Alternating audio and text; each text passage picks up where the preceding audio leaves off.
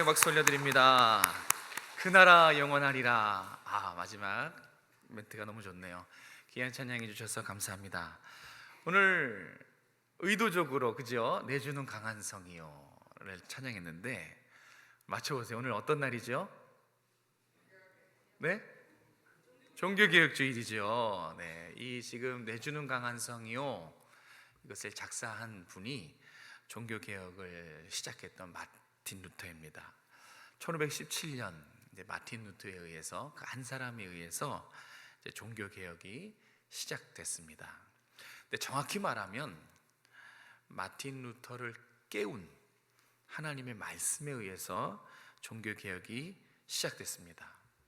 그 오래전에 그때 시작된 이 개혁의 물결이 시대를 거슬러서 또 민족을 넘어서 나라를 넘어서 오늘 여기 이와 같은 모습으로 우리에게까지 임한 것입니다. 지금 여러분이 누리고 있는 이 신앙생활은 그때 그 과거 개혁의 결과물이에요. 그때 개혁이 되지 않았으면 이와 같은 모습은 꿈도 꿀 수 없었을 것입니다.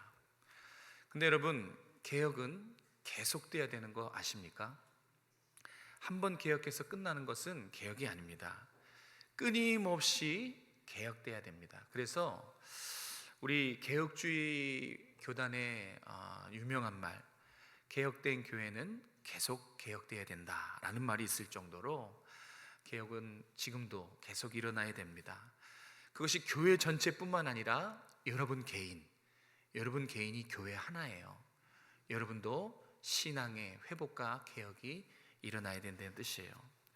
지금은 개인과 나라, 특별히 교회가 다시 한번 신앙의 개혁과 종교 개혁의 물결이 지금 요구되는 시기, 지금 그래요. 지금 이 시기는 다시 한번 신앙의 개혁과 종교 개혁의 물결이 요구되는 시기입니다. 믿으십니까? 잠자고 있는 시기가 아니에요. 지금 여기저기서 하나님의 뜻, 하나님의 움직임을 포착하고 나의 신앙의 개혁과 한국 사회의 개혁을 주목하고 있어야 되는 시기입니다. 여러분, 지금 세계적으로 또 우리나라 안과 밖에서 무슨 일이 일어나고 있는지 주도 면밀하게 살펴보고 계십니까? 세상 돌아가는 거, 또 우리나라 안에서 일어나고 있는 일, 이거 모르시면 안 됩니다. 지금 우리 마당에서, 우리 옆집에서 어떤 일이 일어나고 있는지 정말 우리 깨어 있어야 될 줄로 믿습니다. 지금 도처에 난리 아닙니까? 난리와 난리, 기근과 지진, 또 전쟁과 재난. 전쟁은 끝날 것 같은데 끝나지 않죠. 또 오히려 전쟁의 수위가 높아져 가고 있는 그런 시대입니다. 밖으로만 뿐만 아니라 가정과 사회를 무너뜨리는 이데올로기들, 그게 뭔지 아십니까? 이미 오래전부터 진행된 물질 만능과 외모지상, 또 성공주의, 쾌락주의, 가정과 사회를 무너뜨리는 신막시즘, 또 시대 정신들, 잘못된 성문화, 이게 어느 정도까지 진행됐다고 보십니까? 장난이 아니에요. 저도 예전엔 둔감했어요. 정말 깨어있지 못했는데 이제 갈수록 만만치가 않습니다. 정말 이 시대를 살아가는 여러분, 깨어 있읍시다. 지금은 시대를 분별하지 않으면 미래는 없다고 봐야 돼요. 지금 여기서 하나님 세우신 질서, 하나님의 말씀이 무너지면 우리의 미래, 다음 세대들이 살아갈 세상은 정말 끔찍한 세상이 될 겁니다. 예전에는 우리 어르신들이 30대, 40대 때는 정말 이 정도는 아니었지 않습니까? 생명 존중하고 윗사람을 대할 줄 알고 뭔가 여유가 있고 부족한 건 있어도 행복한 삶. 근데 시대가 갈수록 각박해지고 생명을 경시하고 정말 이런 일들이 우리가 심심치 않게 우리 주변에서 일어나고 있는 그런 시대예요. 그런데 이런 모습이 저는 앞으로 더하면 더하지 덜하지 않을 거라고 봅니다. 저에게는 5살 5학년 1학년 아들이 있습니다. 그 두 아이가 청년이 되고 결혼을 해서 살아갈 세상들을 자주 묵상합니다. 어떤 사회가 우리 아이들이 살아갈 사회가 될까? 정말 거짓말 안 하고 어저께도 1시간 반밖에 못 잤는데 잠이 오질 않아요. 불면증이 아니라 잠이 오질 않는 거예요. 점점 더 허물어져 가고 타락해져 가는 시대를 보고 10년, 20년 뒤를 내다보면 정말 끔찍하다는 말밖에 할 말이 없어요. 오늘 본문은 이런 위기의 시대를 살아가는 교회와 성도들에게 어떻게 해야 되는가, 그 위기 속에서 어떻게 살아야 하는가를 잘 알려줍니다. 본문에는 남유다의 3번째 왕, 그리고 남유다에서 종교개혁을 처음으로 단행한 왕 아사 왕의 이야기가 나옵니다. 하나님께서 아사 왕에게 선지자를 보냅니다.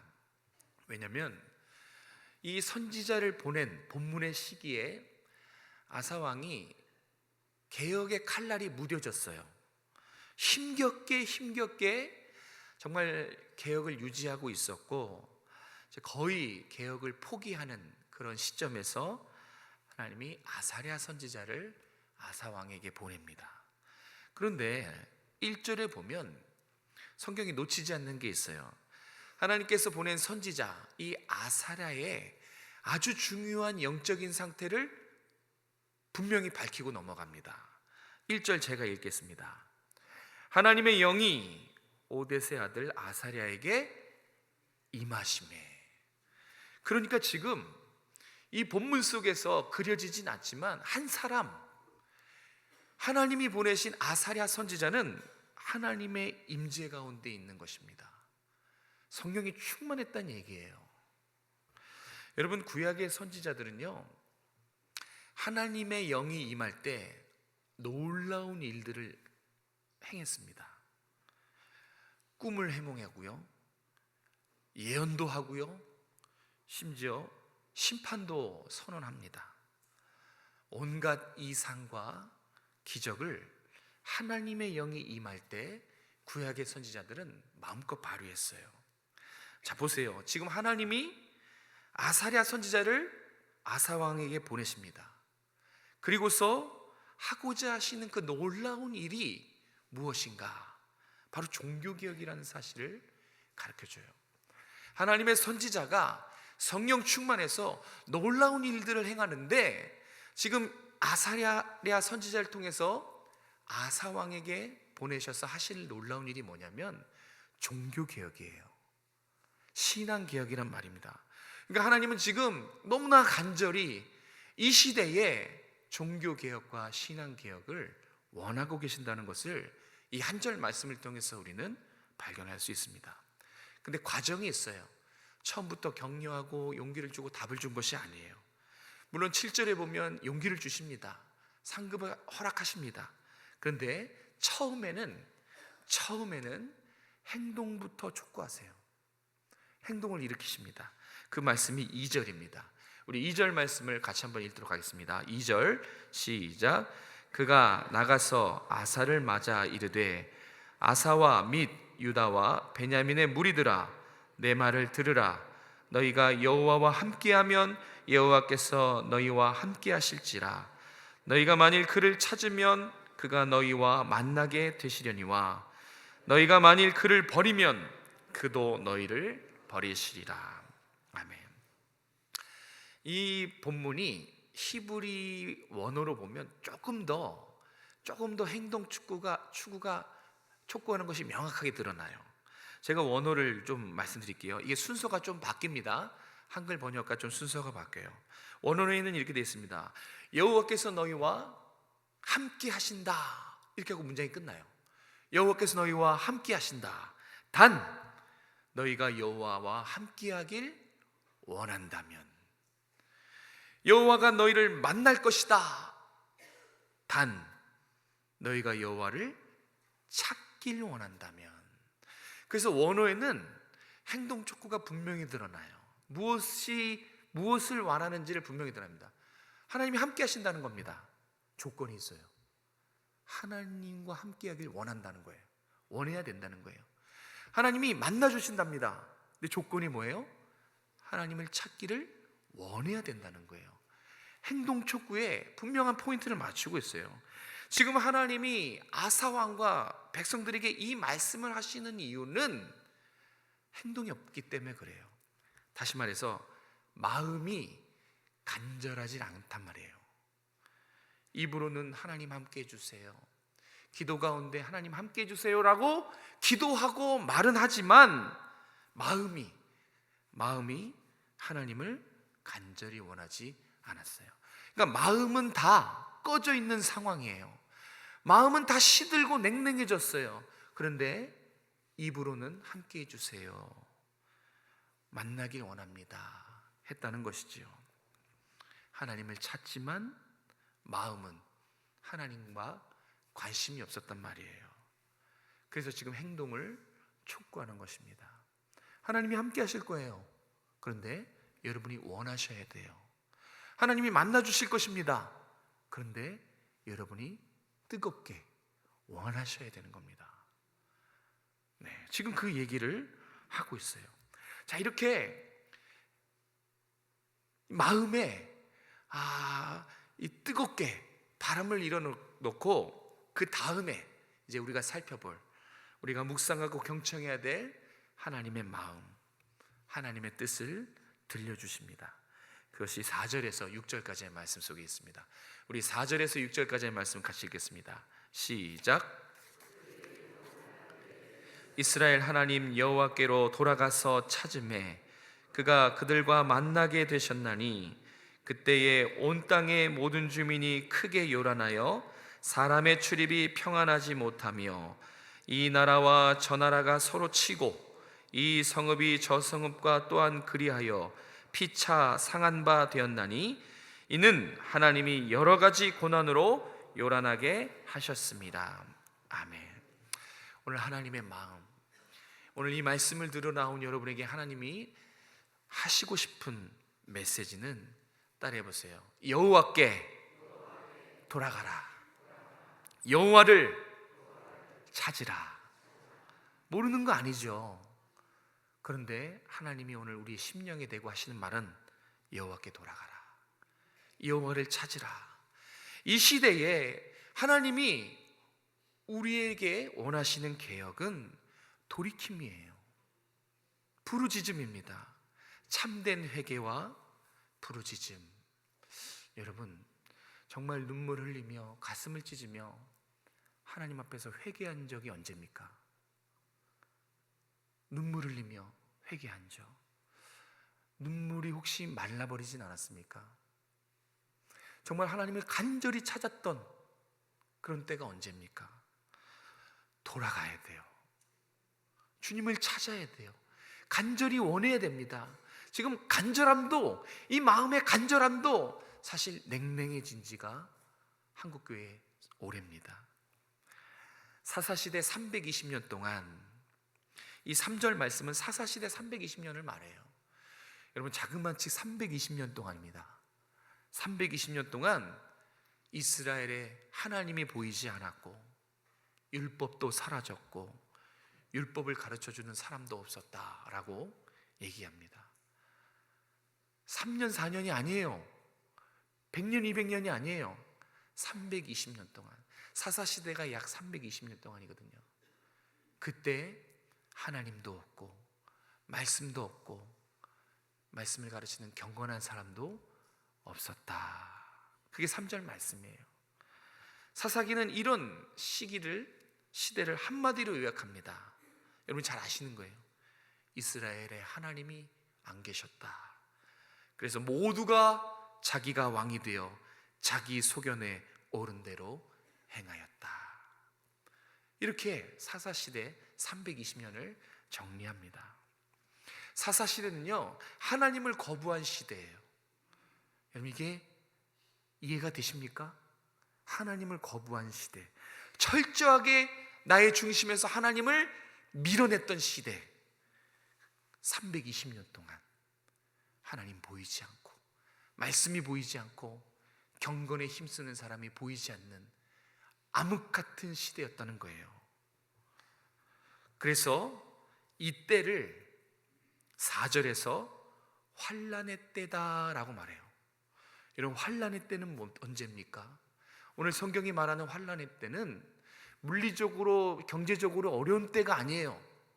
하나님이 보이지 않는 때, 말씀이 사라져간 때, 경건하게 신실하게 하나님을 가르쳐주는 그런 목회자들이 사라진, 그게 바로 환난의 때다라고 말씀합니다.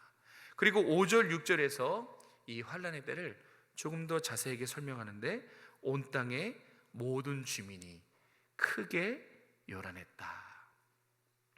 지구 곳곳에, 모든 나라에 혼동, 상실이 가득했다는 거예요. 이 혼동과 상실로 세상이 어지러워서 하루라도 마음 편할 날이 없었다라고 가르쳐 주는 것입니다. 그게 환난의 때예요.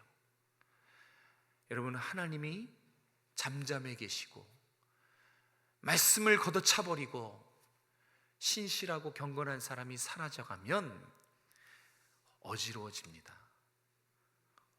난리와 난리, 곳곳에 기근과 재앙, 전쟁들이 그렇게 된다는 거 말하고 있어요. 하루도 마음 편할 날이 없는 그런 암흑 같은 시기다라는 것을, 환난의 때가 그런 때다라는 것을 말해줍니다. 자, 이 하루라도 마음 편할 날이 없는 어지러운 세상, 6절에서 그 이유를 이렇게 말합니다. 이 나라와 저 나라가 치고받고, 이 성읍과 저 성읍이 치고받고 싸워서 전쟁과 약탈로 초토화되고 으깨지고 파괴진, 그렇게 돼 있기 때문에 세상이 어지럽고 하루라도 마음 편할 날이 없다라고 고백하는 것입니다. 환난의 때는 그런 것입니다. 하나님의 말씀도 없고, 하나님이 보이지 않고, 경건한 사람이 없어서 온갖 어지럽고 크게 요란했다. 모든 나라가, 지구 곳곳에 혼돈과 상실, 고통과 고난으로, 쉽게 말해서 매일이 지옥 같았단 말이에요. 지옥의 나날들이 끊임없이 이어지는 그런 날들을 살았다라고 이야기합니다. 그리고 6절에서 그 마지막에 충격적인 비밀을 하나 알려줍니다.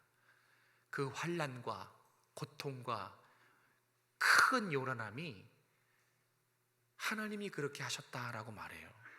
6절 마지막에 그렇게 나오지요. 그러니까 하나님의 심판이라는 것입니다. 근데 하나님은 골탕 먹이기 위한 것이 아니에요. 너희가 나를 배반했으니 내가 너희를 복수할 거야, 그런 의미가 아닙니다. 매를 들어야, 힘들게 해야 이스라엘 백성이 그제야 여호와께 돌아가기 때문에, 고통과 크게 요란해야 그제야 하나님을 찾기 때문에 환난의 때를 허락하신 것입니다. 사랑하는 성도 여러분, 환난의 때, 본문이 말하는 환난의 때, 오늘 우리가 살아가는 시기라는 생각 안 드십니까? 오늘 우리가 살아가는 이 시기, 이 시대, 환난의 때라고 생각 안 드십니까? 여호와께 돌아가야 되는 시기, 여호와를 간절히 찾아야 되는 시기, 그런 때라고 생각이 안 드십니까? 눈에 보이는 풍요, 편안함 때문에 우리 잘 살고 있는데, 행복을 누리고 있는데 목사님 무슨 환난의 때입니까? 여러분, 그렇게 생각하신다면 정말 봐야 될 것을 못 보고 계시는 거예요. 한국교회를 한번 돌아보십시오. 하나님의 하나님 되심, 하나님의 임재를 잃어버린 지가 오래입니다. 성도의 삶 속에, 이런 예배 가운데 하나님의 영광과 하나님의 살아계심, 그 은혜를 누리지 못한 영혼들 참 많지요. 또 말씀을 목숨 걸고 사모하는 마음을 다해, 목숨을 다해, 뜻을 다하고 힘을 쓰고 땀을 흘리고 노력해서 주의를 지키고 계명을 지키고 말씀을 사모하는 그 마음, 잃어버린 지 오래입니다. 죄송하지만. 또 하나님 앞에 목숨 걸고 성경을 가르치는 목회자들 예전에 많았죠. 우리 선배 목회자들은 집 걱정 안 했어요. 사례비 걱정 안 했습니다. 주는 대로 감사히 받고 설교시키면 감사해서 강단에 올랐어요. 그런데 저를 비롯해서 요즘 많은 사역자들이 생기형 사역자로 추락해버렸습니다. 사상에 물들어버린 사역자도 많고, 제가 그렇습니다. 누구를 탓할 것도 없더라고요. 세속화에 빠져버린, 시대를 분별하지 못하는, 잠들어 있는 그런 사역자들이 죄송하지만 훨씬 많습니다. 환난의 때라고요. 하나님이 보이지 않고 말씀에 대한 사모함이 사라지고 경건하고 신실한 사역자들이 점점 보이지 않는 시대, 오늘 우리 시대라고요.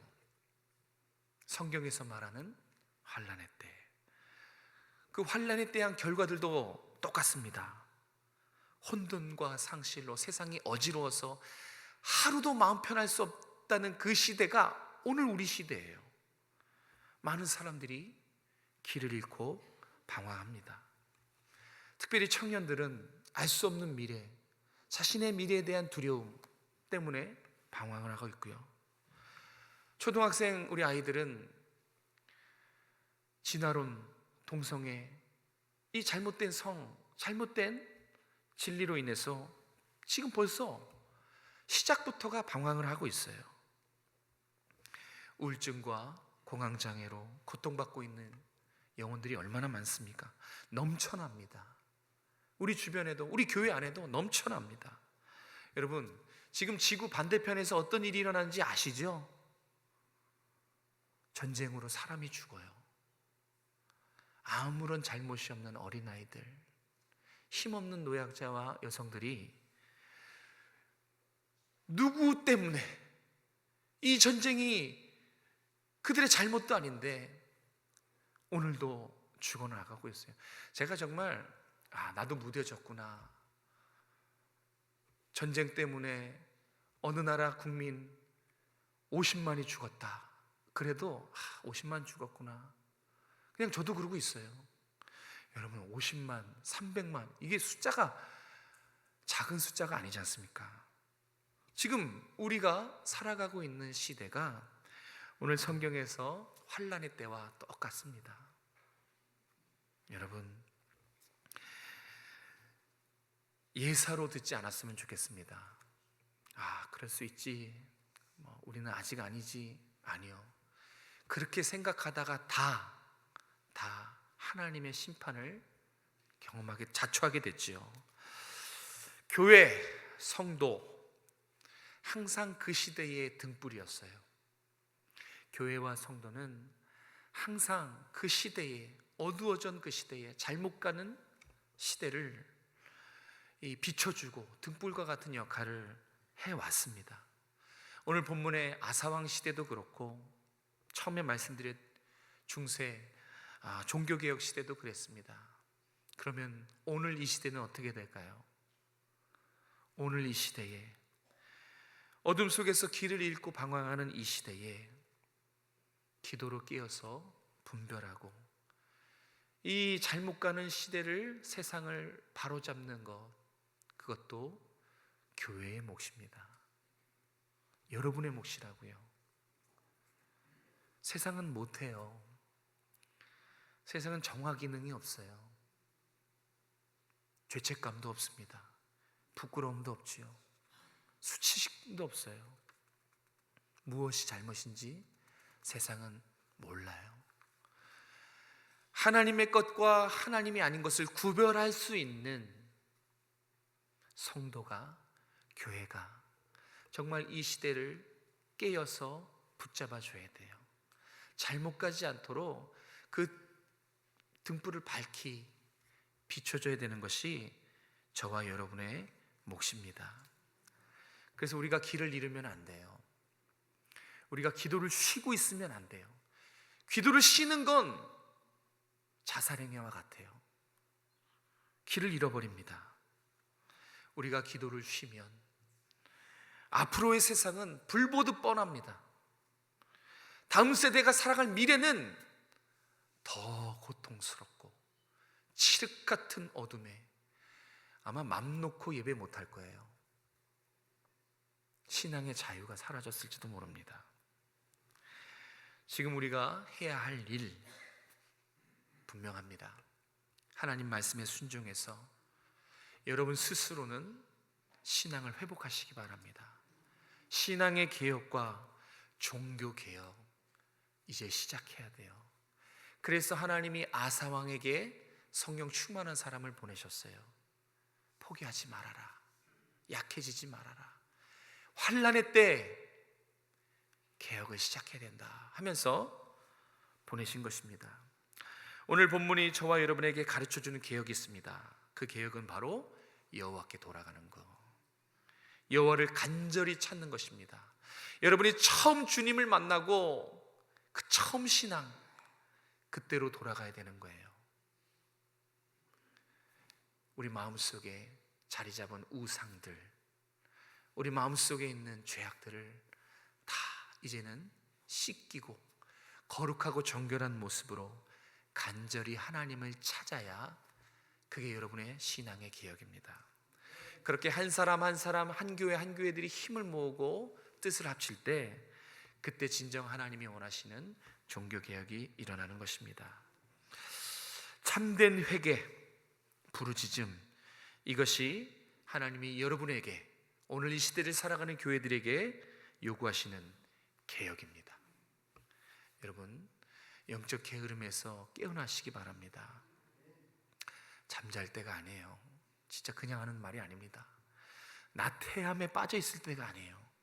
이 풍요와 편리함에 두 손 두 발 다 놓고 있을 때가 아니에요. 지금은 환난의 때입니다. 하나님도 안 보이고 말씀도 희미하고 경건한 사람도 사라져가는 환난의 때라는 사실을 잊지 마시기 바랍니다. 영적 게으름에서 일어나셔야 됩니다. 하나님이 담대히 개혁을 실행하는 아사 왕에게, 그리고 오늘 우리에게 7절 말씀으로 위로하십니다. 우리 7절 말씀을 같이 읽겠습니다. 7절입니다. 시작.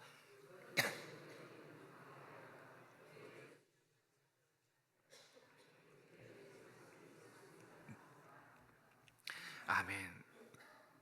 강하게 하라. 너희 손이 약해지지 않게 하라. 위로하시는 거예요. 낙심하지 말라는 거예요. 신앙 회복하려다가 힘들어하고 포기했다면 다시 일어나는 거예요. 약해지지 말라. 낙심하지 말아라. 내가 함께 하겠다. 힘과 능력이 되어줄게 하면서 나를 구해라. 간절히 찾으면 만날 수 있어. 이렇게 지금 위로하고 있는 것입니다. 사랑하는 성도 여러분, 간절함을 회복하십시오. 뜨거움을 회복하시기 바랍니다. 예전에 왜 그랬잖아요. 주님 아니면 살 수 없어요. 주님만으로 만족합니다. 그 고백, 그 순수한 신앙으로 빨리 돌아가셔야 돼요. 하나님을 간절히 찾으셔야 됩니다. 이제라도 가슴을 찢고 이 시대, 환난의 시대, 무너져가는 시대, 암울한 다음 시대를 바라보며 주님을 간절히 부르짖어야 돼요. 그러면 아까 우리 장로님 기도한 것처럼 하나님께서 이 땅 고쳐주실 것입니다. 우리 교회와 이 나라 새롭게 해주실 줄로 믿습니다. 말씀을 정리할게요. 여러분, 오늘날처럼 이렇게 인본주의의 물결, 시대정신이 정말 강하게 몰아친 적도 없어요. 아주 거세게 교회와 가정을 위협한 적이 없었어요. 오늘 우리가 여기서 개혁하지 못한다면, 여러분이 여기서 안주해버리면 다음 세대가 살아갈 내일은 저는 없다고 봅니다. 부르짖으시기 바라요. 개혁을 다시 시작하시기 바랍니다. 오늘 깨어있는 교회들이 광화문에 모입니다. 부르짖게 하시려고, 개혁을 시작하게 하시기 위해서 하나님께서 허락하신 자리라고 저는 믿습니다. 이번 광화문 집회가 여러 가지 오해의 소지도 있고 잘못될 가능성도 다 열어놓고 있습니다. 그런데 기도하지 않으면 분명히 그렇게 될 것입니다. 여러분, 이 집회가 순수한 복음 집회, 순수한 회개 운동을 위한 집회가 되도록 기도하고 계십니까? 기도하셔야 응답될 줄로 믿습니다. 여러 가지 입장들이 있더라고요. 말도 안 되는 근거 없는 주장에서 시작해서 무조건 반대하는 그런 어떤 이데올로기적인 사상들도 다 있어요. 저는 다 존중합니다. 그들의 생각과 신념들을 존중합니다. 근데 여러분, 이거 하나는 분명히 알고 계시기 바랍니다. 하나님의 뜻은 이루어집니다. 분명히 이루어집니다. 만약 우리가 행하는 이 일이 하나님의 뜻이라면 반드시 이루어지고 누구도 막을 수 없어요. 이번 집회가 신앙의 개혁과 종교 개혁의 시작이 되도록, 이제 이 기회를 몰아서, 여세를 몰아서 들불처럼 한국 교회와 성도들이 다시 회개하고 일어나도록 여러분 기도해 주셨으면 좋겠어요. 광화문 집회를 참여하고 안 하고, 사실 저에게 이거는 부차적인 거예요. 하나님이 우리에게 원하시는 것은 모든 방법을 다 동원해서라도 신앙을 회복하라는 거예요. 그 간절함, 말랐던 눈물, 그걸 회복하라는 거예요. 하나님에 대한 간절함, 말씀에 대한 사모함, 목숨 걸고 하나님밖에 없었다는 그 신앙의 고백을, 이 꿈틀거리는 신앙을 다시 회복하라는 것입니다. 그것이 집회일 수도 있고 온라인일 수도 있고 여러분의 집에서 조용히 기도하는 방식이 될 수도 있어요.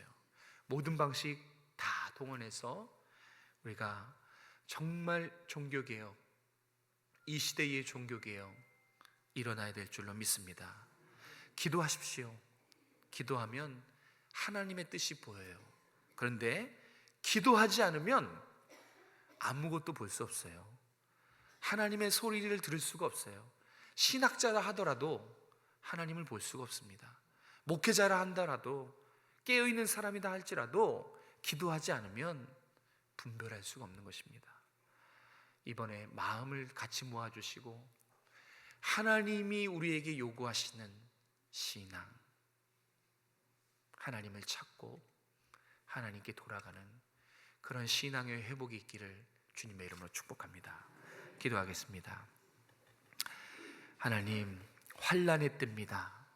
하나님은 보이지 않고 가슴은 식어버리고 말씀을 사모하지 않고 신실하고 경건한 자가 사라져버리는 환난의 시대에 오늘 우리에게 하나님 신앙의 개혁과 종교 개혁을 원하시는 줄로 믿습니다.